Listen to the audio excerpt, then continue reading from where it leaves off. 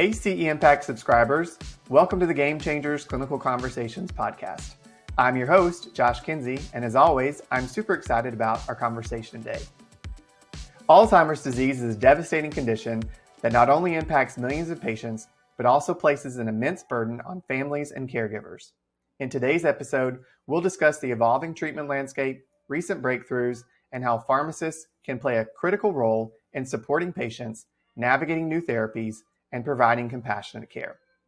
It's so great to have our expert for today, Jim Hoehns, joining us for this episode. Jim, thanks for joining us. I appreciate you giving us your time today. My pleasure. Thanks for the invitation. Yeah. So before we jump in, just so that our learners know a little bit about you, if you want to take a couple minutes to tell us about your practice side and kind of what you do and why you're passionate about today's topic. Yeah, thanks, Josh. So I'm a pharmacist, by training. I'm a professor with the clinical professor with the University of Iowa College of Pharmacy. My practice site is off campus up in Waterloo, and gosh, for 28 years I was with the family medicine physician residency program up here in Waterloo. Okay. Which was again a wonderful position and enjoyed that a lot. And then during that time, we did a lot of clinical research studies as well. So I was also the research director there, worked with a lot of great physicians. And then just a year ago, I moved to my practice site here in Waterloo to Cedar Valley Primary Care with Dr. Jim Polk. And also we have Cedar Valley Clinical Research. So we are still doing the clinical research activities, very similar to what we were before, but just at a new site. And I had worked with Dr. Polk for 13 years before and excited to be, kind of back with him here in this new setting. And one thing I should clarify is truly, I'm not an expert in Alzheimer's. I'm just being brutally honest that, my background and training is really more of a generalist and everything. Sure. And, but I have had some neat, fun experiences with related to some Alzheimer's research, which I'm happy to share those as well. Yeah, absolutely. Thanks for clarifying. I think I usually use the term expert loosely in a sense that you are practicing clinically and are an expert in that realm. So we appreciate you giving us your time and your expertise for today. So yeah, awesome. So let's go ahead and jump in then. I know that this is obviously, as I mentioned in the segue at the beginning, it's such an impactful disease. It's such a horrible disease that we see impacting not just our patients, but the families and the caregivers and, anyone that really comes into play.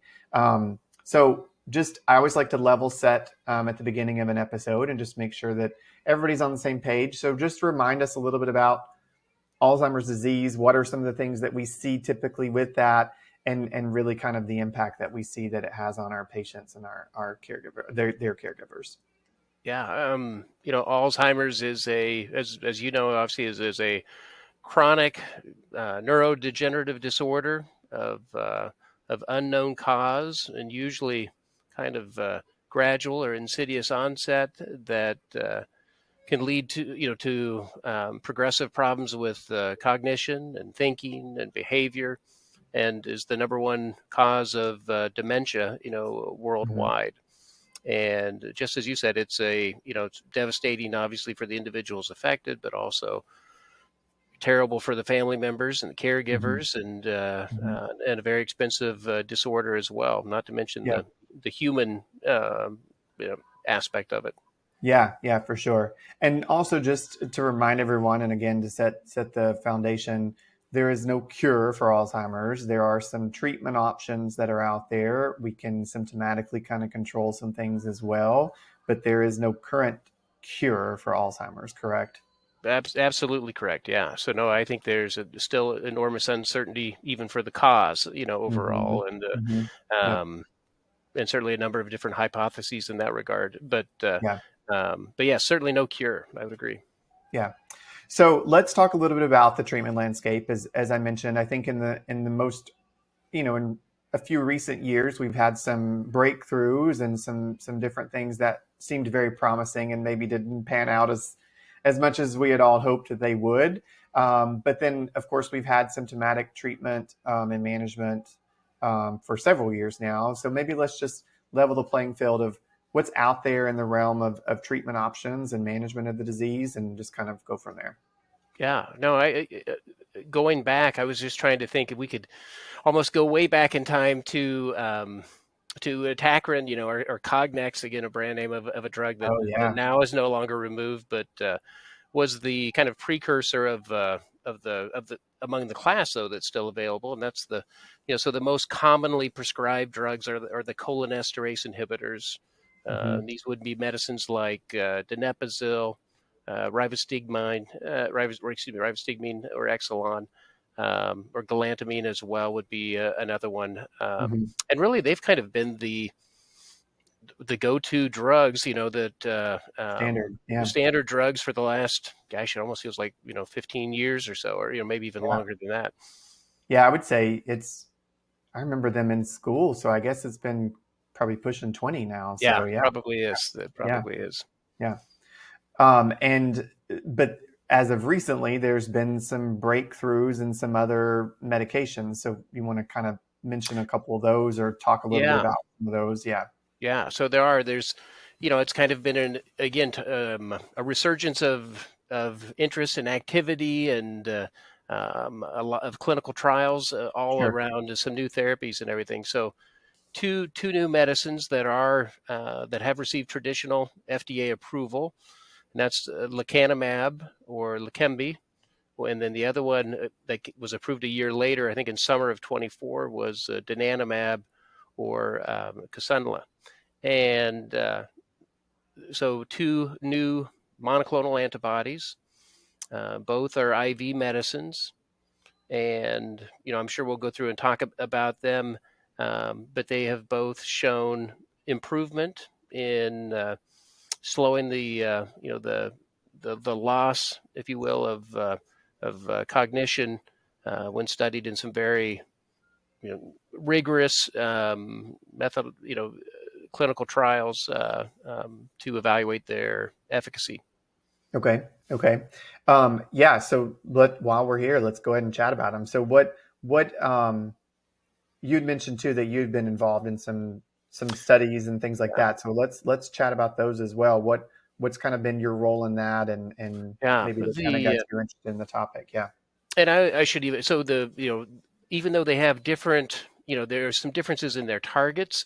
Broadly speaking, both of these new drugs are referred to as anti-amyloid compounds. So these Okay. are monoclonal antibodies that have as a target, to decrease the amyloid plaque burden, within the CNS or within the brain that's Hmm. associated with Alzheimer's disease. Hmm. So later we'll probably talk about some of the testing, but one of the first prerequisites, for even receiving the medicine is to have some lab evidence or some evidence of amyloid pathology. So Hmm. that could be an amyloid PET, or it could be a CSF biomarker, or it could be a blood-based biomarker. But that's kind of a prerequisite, for even receiving these medicines, because their sole mechanism, is to try and decrease the Sure. amyloid levels. And that's not seen in all Alzheimer's patients. Like not everyone would have that marker. Is that Well, I should say that no, I mean not all of them, but certainly the vast majority of the patients with okay? Alzheimer's Sure. do Sure. have that.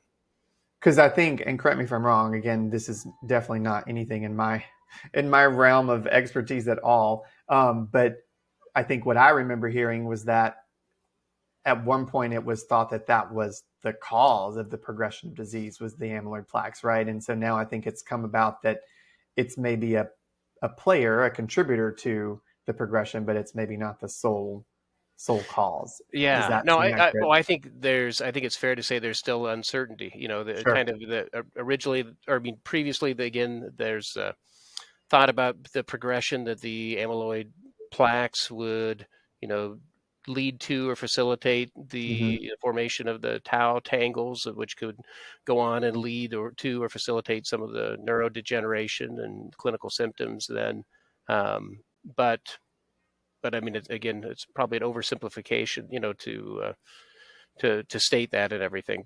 Sure. But the key thing is there's two new medicines that are available on the Yep. market that are available, and they've shown some improvement in improving cognition over a 18 months period. Yeah. Okay. Great. Let's talk a little bit about, and we can talk further about them when we talk about some opportunities for our pharmacists and the education they provide and the counseling and so forth. But let's briefly touch on how well are those medications tolerated by the patients. Like, let's talk about side effect profiles. Is that something of concern, or are they pretty well tolerated? Yeah, I was always, I always, when I think back about, training that I received, and you probably had the same thing, Josh, we're always kind of told to evaluate drugs from, you know, efficacy, side effects, Hmm. Hmm. cost, Sure. maybe ease of use or, as well. And Hmm. so side effects are always important, or adverse events to look at them. And these drugs, they do have some unique side effects. In general, we'd always say, hey, as a platform, monoclonal antibodies are usually pretty well tolerated drugs, overall. But with their mechanism that these have, targeting the amyloid plaque or some of the kind of the precursor um, protofibrils of amyloid, that there's really two main side effects that you hear talked about, and these are, again, to my thinking, kind of newer phrases, newer terms that we talk about: area E or area H, or ARIA E or ARIA H, and the acronym stands for amyloid related imaging abnormality dash edema, kind of a vasogenic edema within the CNS, or the ARIA H, and the H would be hemorrhage, or hemosiderin, meaning some small, usually again, which would include such things as microhemorrhages. So really, the two big side effects, the principal ones of interest, are the ARIA E and ARIA H related to these anti-amyloid monoclonal antibodies. Okay. Okay. And are they, is that fair? Are they fairly common side effects, or are they? It's, yeah, they are, yeah, I would say common, because the frequencies that we're seeing, they do differ a little bit between the two compounds, Okay. but you're seeing frequencies, anywhere from 15% up to 30%, Oh, with sure. those. Yes, that's pretty common. Um, yeah, and it's, but I mean, there's a lot of very interesting aspects around them. Hey, what are the risk factors from it? And there are some things that are well described, for some risk factors, and also just the aspect that even for the majority of patients who experience these are asymptomatic. So the patient may have no symptoms, related to it, and may not be aware of any of this, but is picked up on the MRI scans that are part of the routine imaging follow-up. But Gotcha. some patients will have symptoms. Some Okay. patients will have symptoms of headache, dizziness, confusion, etc. And usually those will resolve better on their own. Excuse me, over time, over Hmm. you know, over you know, over 2 to 3 months. Hmm. Um, and they'll get better on their own, and would stop therapy with some of these newer compounds, once they're observed that side effect is, and patients are monitored, and depending on the severity of either the ARIA E or ARIA H, um, that would affect maybe when or if a patient's restarted on these drugs. Sure. Sure. So you mentioned one was potential confusion. I feel like that is like, wouldn't that be hard to? To distinguish and everything, Yeah, but I distinct. think it would be new. To me, it would be. But I mean, to be clear, yes, I mean it can be hard to distinguish. But again, I Yeah, think the chronology and kind of maybe a little bit of some you know new and a greater severity of worsening would be some key things. would be a key thing to look out for. Yeah. Okay. Well, let's move into, thanks for all the background and just to kind of set the stage and make sure that we're all on the same page as to what's out there and kind of what's come about in the last few years. But what I really want to dig into now for the last half of our discussion is, what are those? I always like to give our listeners, the tips and the tricks, or the take home points and things like that. So let's talk about some of the opportunities and challenges. What are some of the things that our pharmacists can be on the lookout for what they can do? So one of the things, as we were talking kind of in the green room before we got started with the recording, is, I remember when I had my pharmacy, get to know your patients really well. And so it was easy for me and my head tech, who was always by my side, my right hand person.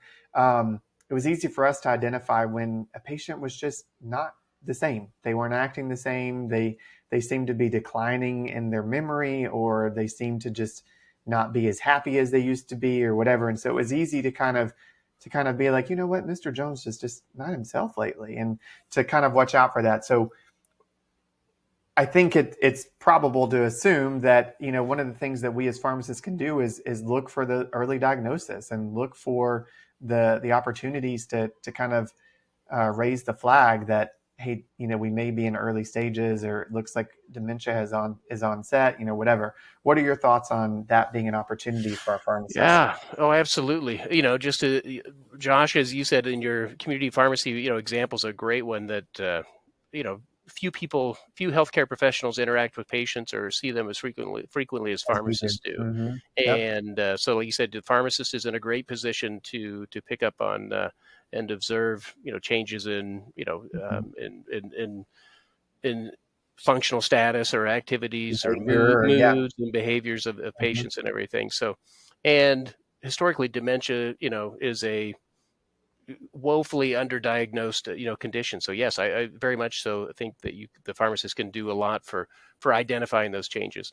One other thing for the pharmacist that we definitely shouldn't discount or forget is, hey, just the importance of doing, if somebody has new onset, apparent difficulties with cognition or thinking, that it's certainly time to double down and do another check on the medication profile, right? Mm-hmm. Mm-hmm. So there's a lot of meds that can lead to worsening, cognitive ability, Yep. and so I think a lot of time they get glossed over, forgotten. Meds Mm-hmm. like opioids, benzos, anything Yeah. that's anticholinergic, even meds like topiramate, and so many, any CNS depressant meds can lead to worsening Sure. thinking. That's a great call, Jim. The fact that another role that we can play as pharmacists is med history, and looking at anything that we could deprescribe, or Yeah, decrease dose on, or something. That's a really great call out. What about, we always like to say that we're the medication experts. So obviously I think it's important for us as pharmacists to be sure that we're also in the know, which yeah, is a reason why, for this episode, to kind of get everybody up to speed on what's happening in this space. But that's another thing, if you can speak to, like, yeah. why it's important for us to stay in the know about what's going on with treatment options for Alzheimer's. Yeah, I think these medicines are intended, the anti-amyloid drugs are designed as disease modifying therapy, that we think of them in, these MABs in that fashion, just like we think of Mm-hmm. MABs in similar fashion, Mm-hmm. for other conditions. Um, but that's a novel concept because we don't have currently any other, disease modifying therapy for related to Alzheimer's. Um, the meds are expensive. The manufacturers for each, they do have a lot of resources up on their websites, but it is it's a lot of moving pieces in terms of involvement. So not only Yeah. does it have to be approved, but for Medicare to cover these, they're going to have to, patients have to get entered into a registry, kind of as well, Mm-hmm. for that to be covered. But man, it's a heavy lift for a lot of other. You need the infusion centers. We need the MRI scanners that are required. Most of these Mm-hmm. patients really are going to have 3 to 4 to 5 MRIs within the first 12 months that they Wow. have after starting the medicine. So a lot of cost. Mm-hmm. Some estimates I've seen have said that total cost, including all of the imaging and the doc visits required, could be up to $70,000 or $80,000 per year. Wow. And so if you think about a 20% Medicare copay for Part B after somebody meets their deductible, so the expenses could be significant, for Sure. patients as well and everything. Sure. Yeah. No, and you segued perfectly into some of the challenges, which is navigating the cost and the coverage and the access to it and whatever. So I think it's also important to note that these are not medications that you are going to really be dispensing in the pharmacy setting. So it's not necessarily something that you need to be in the know about for actually dispensing. You may be in a certain setting, the one dispensing it, but if we think of a traditional community setting or whatever. But I think what's important is to know that your patient is on one, because of any sort of other interactions with other medications, and the fact of just the continuity of care, just making sure that we're aware Yeah. of what's going on with our Boy, patient. absolutely. I mean, there are a lot of patient selection things to be mindful about. So one big unknown is the relationship between patients that are on anticoagulants, and Mm. should they not be allowed to to be on these medicines. And there have been some different criteria in some of the different trials, and some different analyses that have said our patients on anticoagulants at a higher risk of having significant head bleeds while they're on these Mm. medicines. Okay. Some analyses say no, some say yes, but that's an area of some uncertainty, and where we need more information as well. Mm-hmm. Um, One thing I was going to mention now, just because I kind of keep forgetting to mention it, was especially with the thought of the game changer aspect with the Yeah. podcast. One thing that I have been very, very impressed by, just with the reading that I've done over the last several years, and our involvement with some of the different studies, but it seems like a true game changer for Alzheimer's is the increased role of blood-based biomarkers. Okay. So there's historically some of the gold standard modalities that are used for for helping diagnose Alzheimer's disease, maybe some PET scans, which are Mm-hmm. expensive.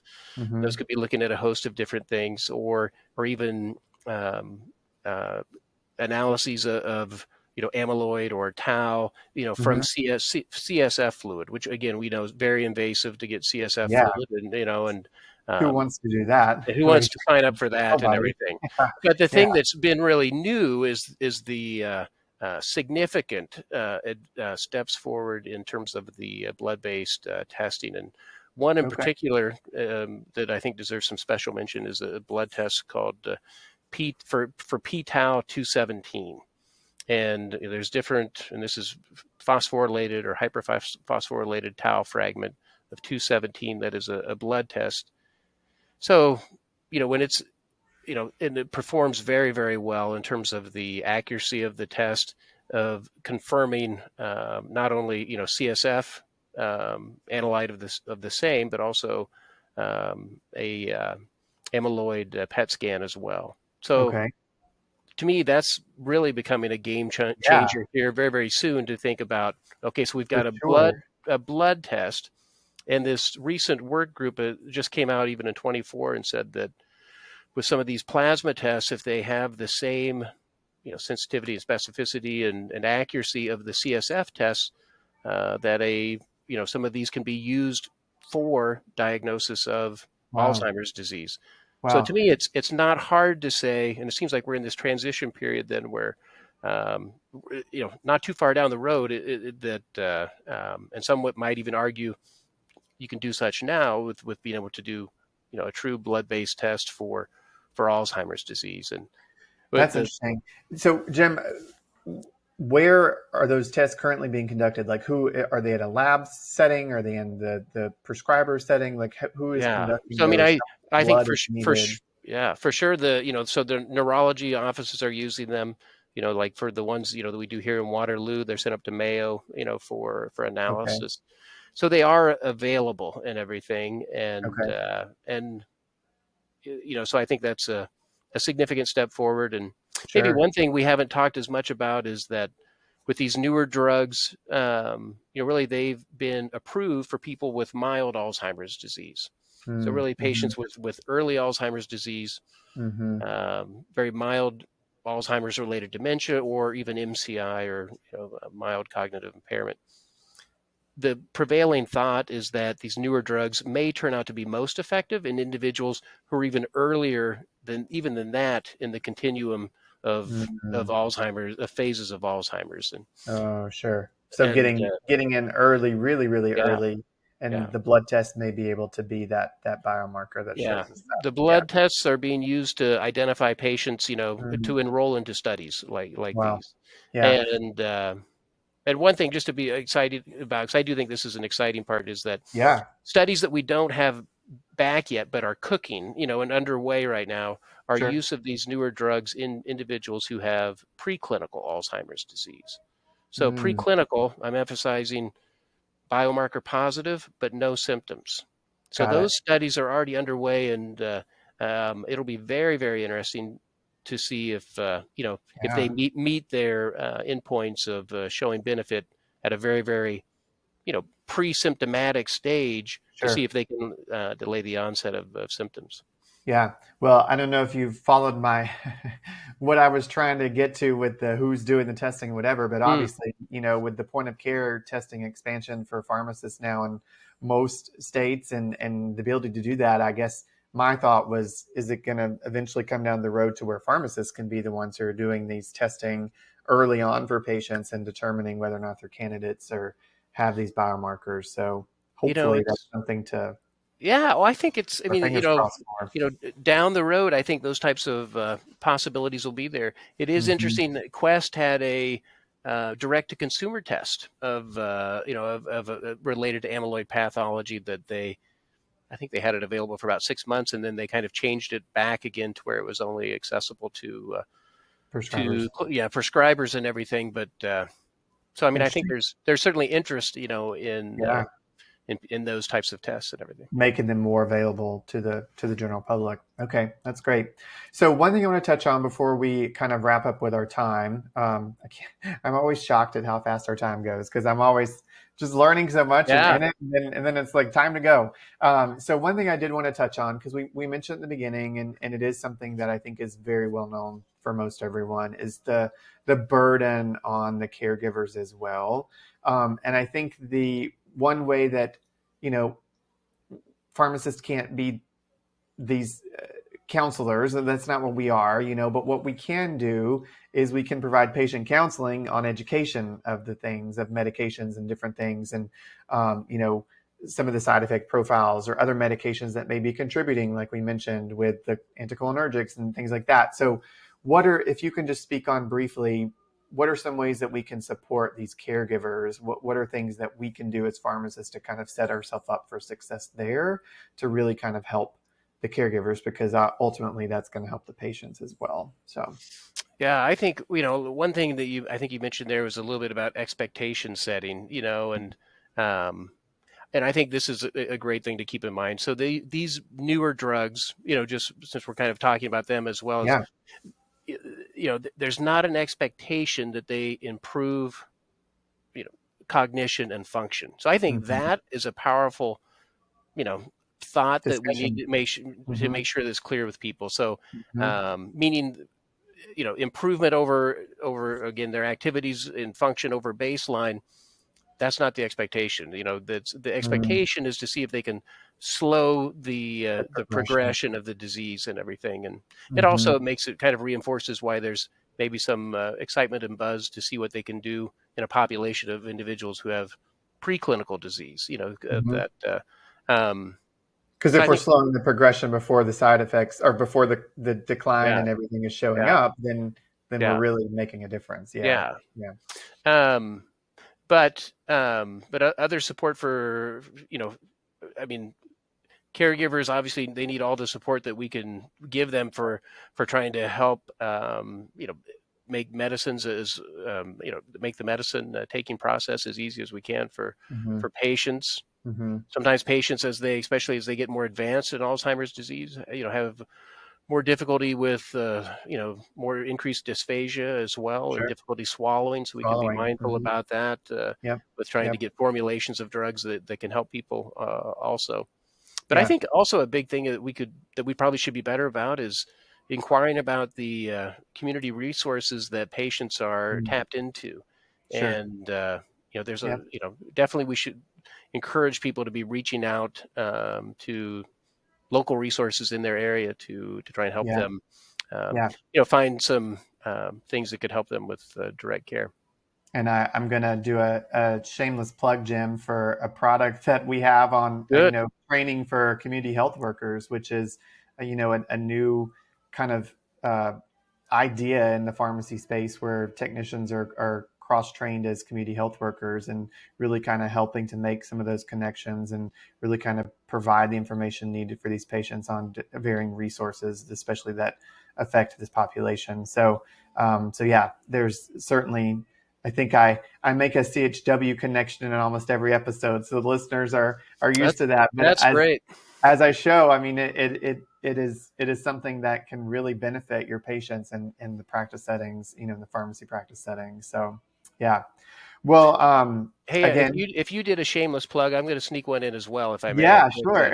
Hey, so we are actually right now we are recruiting for a phase 3 clinical trial here in Waterloo at our practice. So if any individuals 65 to 80, if they have concern about their thinking and would like to come in and be screened for a test, it involves a monoclonal antibody, also an amyloid plaque. It's a sub-Q administration, so that's an attractive aspect of, Sure. would As be an opposed to, advance over, maybe just like a once a month injection. okay. Um, so yeah, reach out to me, give me a call. I'm sure Josh will have my contact info, but Yeah, it'll be all your details will be posted on. Yeah, that's great. Thanks, Jim. Well, as I always like to do before we wrap up, is just kind of circle back to the quote unquote game changer that the name of the podcast. So, Jim, what's our main take home point here? What is our game changer in this well, I space? I honestly think that the game changer is that there is a new class of drugs. I mean, Hmm. there's a new and there's 2 entries in it now that are available, but I think Hmm. that's important for people to know that that's a new option. But it's also important to know that the changes observed so far in the studies are modest, and they Hmm. have some significant side effects of interest that we have to be mindful about. Sure. But we expect to learn more about their long-term effects. A lot of the extension parts of the studies are still ongoing. So I think Yeah. so. It's good to know that these new drugs are available, but also some of the issues, good and bad, related to their use. But then Sure. the other game changer I think to be mindful about truly is the huge increases in the comfort level, maybe with some of the in use seems to be keep expanding for the blood-based Hmm. tests to Yeah. assess whether somebody has has Alzheimer's disease. Yeah. And I'll be honest, I think I knew this, but you drove the point home. And so to me, the game changer is reminding patients and caregivers that these new medications are not going to stop or reverse any of the cognitive decline or anything that we're seeing with our patients. They're simply going to slow the progression of the disease. So there may not be a noticeable change. It's just almost like trust us that it's slowing the progression kind of thing. So I think to me, that's big because again, setting the expectations of those caregivers is just so important in that regard. So I that was think a big that take you're home for right, me. but monitoring for clinical, effectiveness, is going to be very difficult, for these. Yeah, But yeah, monitoring for side effects, is probably more clear about, best hmm, practices for that. yeah. Well, this was great as always. I'm always walking away with tons of things learned, and I really appreciate you taking time to join us for this episode, Jim. Super appreciative. Josh, my pleasure. Thanks so much. Yeah. If you're a CE Plan subscriber, be sure to claim your CE credit for this episode of Game Changers by logging in at CEimpact.com. And as always, have a great week and keep learning. I can't wait to dig into another game-changing topic with you all next week.